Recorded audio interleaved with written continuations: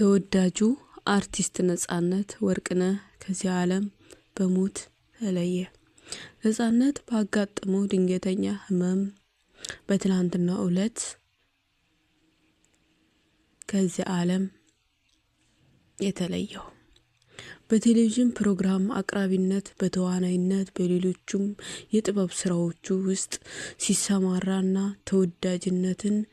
ተወዳጅነት ከሆነው የጥበብ ሰዎች አንዱ የሆነው ነጻነት ወርቅነህ ባደረበት ህመም በድንገተኛ ከዚህ ዓለም በሞት ተለይቷል።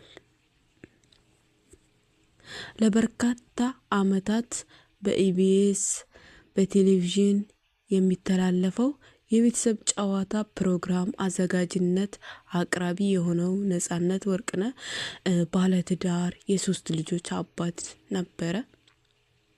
የኢቢኤስ ቴሌቪዥን ማናጅመንት ሰራተኞች ለቤተሰቦቹ ለመላው ለባልደረቦቹ ለሁሉም አድናቂዎቹ መጽናናትን እመኛለሁ። የእውነት በጣም ነው የሚያመው። እቻለም ደጋግ ሰዎችን አትወድም። ለምንድነው ዓለማችን ላይ ጥሩ ሰዎች ማይበረክቱት? የእውነት ልቤን የተሰበረው የሆነ በቃ ላለማልቀስ እንባዬን እያፈሰስኩ እቺን ቪዲዮ ላለመቅረጽ ግን ሞክሬ ነበረ፣ ግን ውስጤ አልቻለም። ያው ህመሙም ስላለ እኔ በውስጤ ህመም ስላለ በቃ አልቻልኩም። ታውቃላችሁ ብቻ እንዴት ብዬ ልንገራችሁ? በጣም ነው የሚያሳዝነው። ለዚች ላይ ከንቱ ዓለም በምድር ላይ ሆነን አንዱ ለአንዱ ጥሩ ነገር ለዓለም መመኘቱ አሳዝንም። እንግዲህ ታሟል እንኳን በተባለ ሰዓት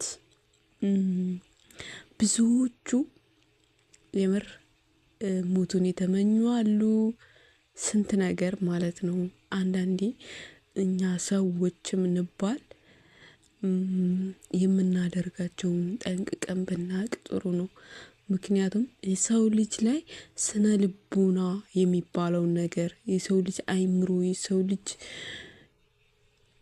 ይጎዳል ብለን ብናስብ ምን አለ ያልሞቱን ሰዎች ያሉን ሰዎች እያቀናበራችሁ እናንተ ላይ ገንዘብ ብላችሁ ሰው ልጅ እንደዚህ ያደረጋችሁ ራሱ በየሚዲያው ላይ መልቀቃችሁ ተገቢ ነው ብዬ አላስብም። የእረት እንዳሟራታችሁ ሞቱን እንደተመኛችሁለት መሞቱ ለኛ በጣም አሳዝኖናል። እናንተ ግን ምን እንደተሰማችሁ አሁን ደግሞ ብትነግሩን ጥሩ ነው።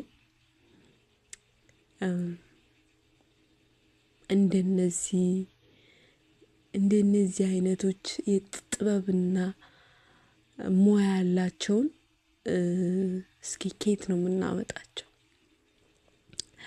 አሳዝንም።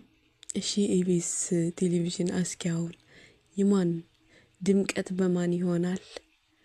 በማን ነው ድምቀቱ የሚሆነው? የቤተሰቦቹ የልጆቹ የባለቤቱ የመላው ቤተሰቦቹ በጣም ነው የሚያሳዝነው። ያማል፣ ልብ የሚነካ ነው።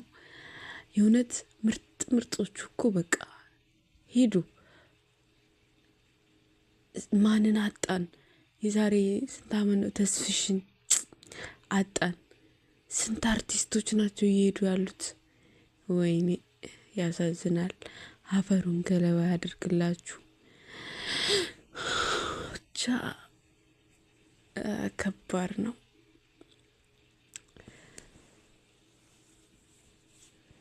ስንቱን ነው ያዝናና ያሳቀ ያስደሰተ ጥበብ ሰጥቶ ሁሉንም አሟልቶ ሰጥቶ እግዚአብሔር ጤና ያለ ጤና የሰው ልጅ መኖር አይችልም መችስ።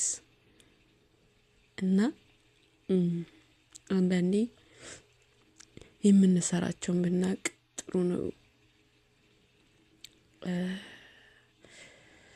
ምንም ሰው ቢሞት ምንም የምንጠቀመው ነገር የለም። የእውነት ብቻ ያው የሚጎዳ ለልጆቹ ለባለቤቱ ነው የሚጎዳ ይሄ ሰው። በቃ ሞት አንድ ነገር ነው። ሁሉም አጨብጭቦ አልቅሶም ወይም ብሎ ይቀበራል። በሳምንቱ ይረሳል። በቃ ህይወት እንደዚህ ሆነ። ህይወትን ማላምናት ለዚህ ነው። እኔ ህይወትን ማላምናት ለዚህ ነው። አለ ስትባሉ አሉ ስትሏቸው የሉ። ጥሩ ስራ የሰራ በጥሩነቱ ምን ጊዜም ዓለሟ ምድሯም ትወደዋለች። እግዚአብሔር ስለሚወደው ነው ተሾሙ ለዚህ የሚበቃው።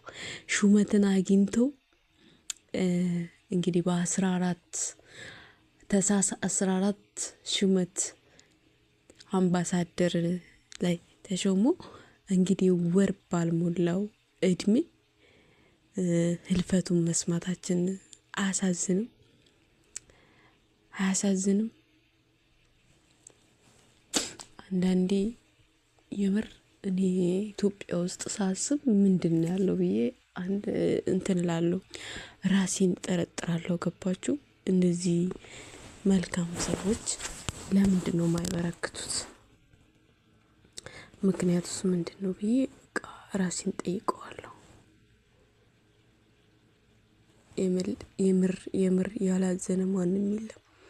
እኔ ማመን ያቃተኝ በቃ ኢቢኤስ ላይ ሄድኩኝ፣ ሸገር ኤፍኤም ላይ ሄድኩኝ። በቃ ሁሉም ቦታ ገብቼ አይቼ በቃ ከዛም በኋላ ነው ሳምን በቃ እርግጠኛ መሆኑን ሳይም በቃ እየየን የነካሁት ማለት ነው። በቃ ስቅ ብዬ ለሞት የምር በቃ ማለት መቋቋም ነው ያቃተኝ ከምን በላይ። ምክንያቱም በቃ ገና አንድ የኢቢኤስ ድራማዎቹ ምናምን በቃ የቤተሰብ ጨዋታ ሲባል ሮጠን ከፍተን አይተን ከልጅን እኔ ነፂን ማቀው ማለ እንዴ ከህፃናት ማይወደው አለ። አፈሩን ገለባ ያደርግልህ፣ ነፍስን ባጸደ ገነት ያኑርልን። መልካም የሰራ መቼም መልካሙን እግዚአብሔር ስለወደደህ ነው እንግዲህ ይሄንን ያደረገው። ነፍስ ትረፍልን። ለመላው ኢትዮጵያውያን በሙሉ መጽናናትን እመኛለሁ። የኢትዮጵያ ድምቀታችን፣ የኢትዮጵያ ተስፋችን፣ የኢትዮጵያ